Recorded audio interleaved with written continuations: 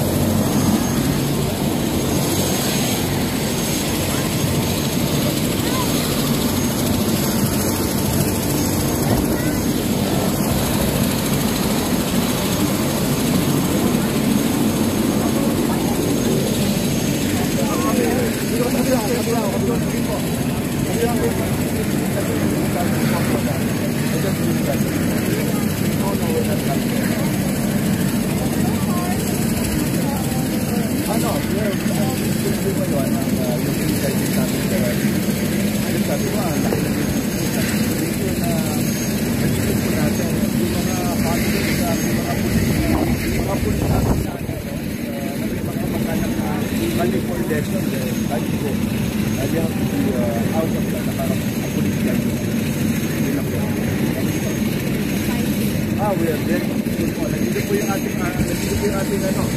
general Ubay to make sure na talaga maayos yung Ubay. Ito namin maayos at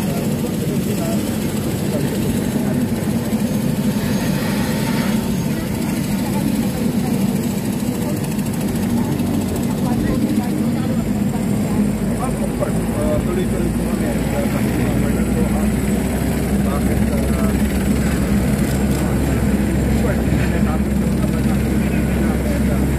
Bakit nasama yung pangalan sa ayun natin mag-aanit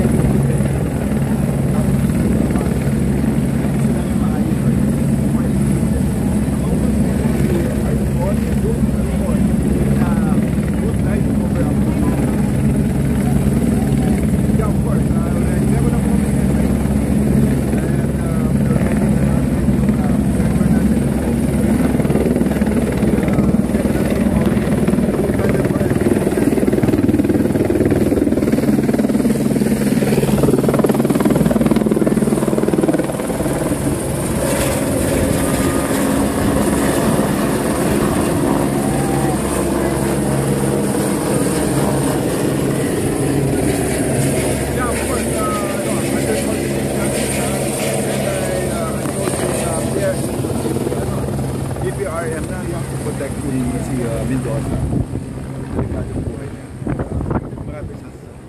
Pa-election na, sir, ano yung mga any standing orders kasi election na, there will be policemen too, will probably be political, may ganun ba kayong... No, we make sure na political po. Those people who will be involved in bias, tatanggalin po namin yung file natin incident cases.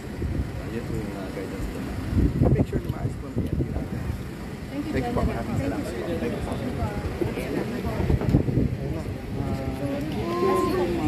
Yan na to.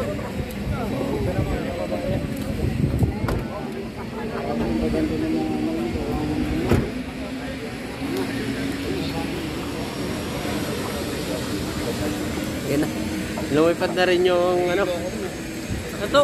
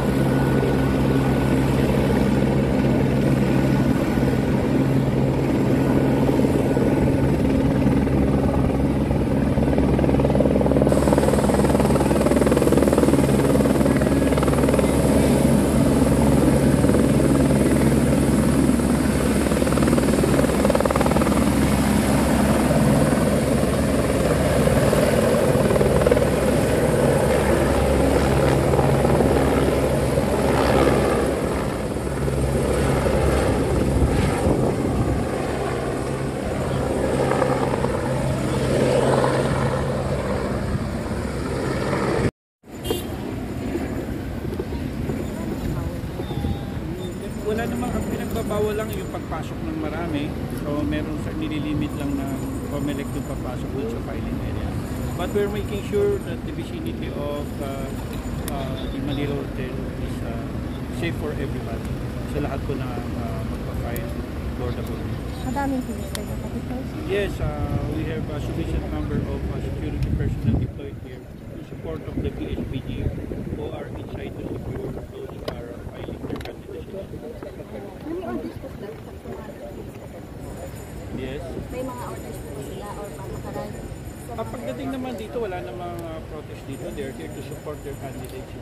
Pinapakiusapan lang namin to doon lang sila sa isang side at magbigayan na lang, no? At para hindi rin makaabala doon sa ibang pupunta na ibang grupo to support their candidates. Sir, ilan po yung bilang or datos ng mga polis na i-deploy po dito sa Manila? Or sa Yes, for this area alone, lahat kasama yung nasa loob, we have deployed almost 400. 400,000? 400. For 7 days.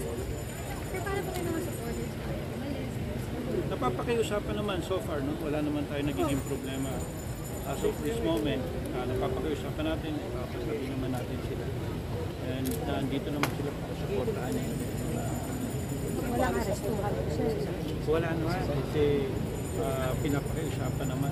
Saka ang pinunta naman nila, the moment that their candidate finishes filing, umaalis na rin po sila to pay for the others. Para bigyan din ng pagkakataon nila na masamahan yung kanila candidate. Sir, sa mga susunod na araw, mas marami pa yung mag-file. Mag-open pa tayo We will see the situation, ano, kung kakailanganin, magdadagdag tayo. But as of this time, we see that the personnel deployed here are sufficient already. Maraming salamat po, sir. Thank you very much.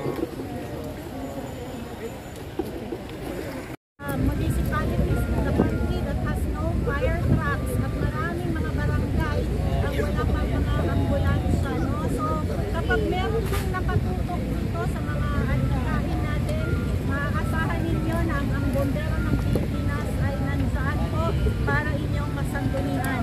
Kapag meron pong mga volunteers natin na namamatay, nakakaroon ng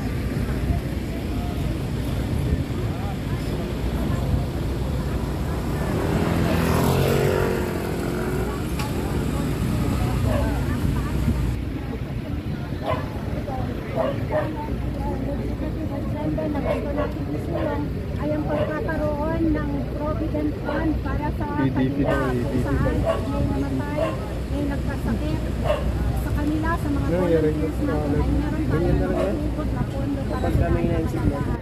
Gaano ba kahalaga ang ating mga firefighters at gaano ba kahalaga ang ating mga responders at ang ating mga rescue volunteers? Paglabas pa lang nila ng bahay, they are ready 24/7 to address the needs of the people who are in need. Pero tayo po, ang gobyerno po ay walang nahilaang pondo para sila ay pangalagaan. Paglabas ng bahay, kalahati ng kanilang paa ay nandoon na sa hukay. Pero sila po ay hindi napapangalagaan ng ating pamahalaan. Sila lang din po. Ito ang experience ng mga kasamahan natin. No?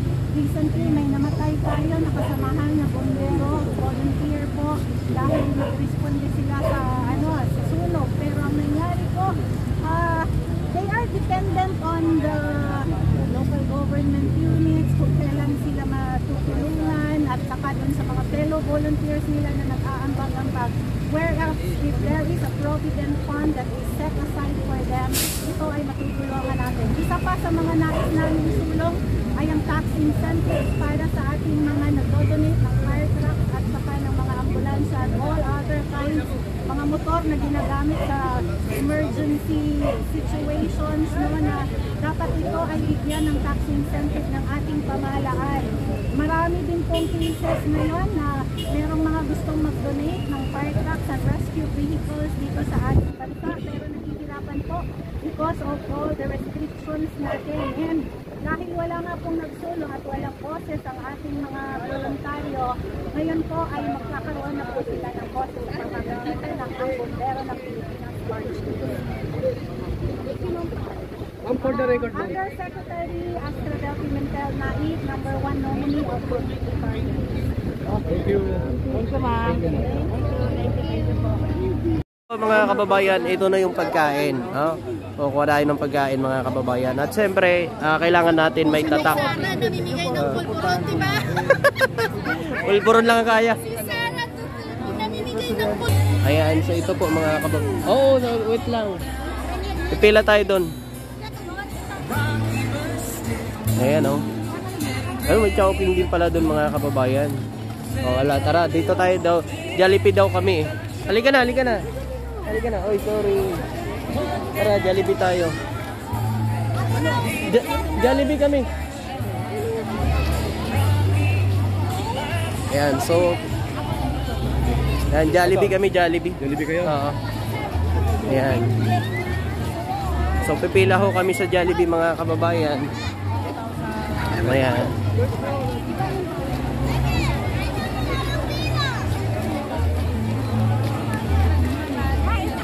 Ay, oo. Nakang haba ng pila nak eh. Dito 'yon sa Jollibee, ma'am. Dito 'yon sa Jollibee. Jollibee ata, oo, yun o. Jollibee yan. Ito po yung pila, sir. Jollibee, pag KFC doon, no? Oo. Nak, Ayun pa na. wala. Ang oo nga, sir. Presidente pa nag-birthday. Pasalamatan na lang natin, sir, kung ano ho ang binigay ngayon. Kasi mga Ano na, may free. ngayon lang ho tayo nakatanggap ng ganito. Kahit sinong nagdaan na presidente, ngayon lang ho nangyari to. Ayun, sabi ko yan. Sa year lang ito, dapat sinuksan nila sa madla para Kasi sir, masaya naman ang Ay, madla, sa wala nakakaalam. masabi. alam mo, sir, Sa mga nakakaalam lang. Like lahat me, naman po, dumaan ako dyan. sir. Siyempre, nakimag- lahat naman ho rito, sir.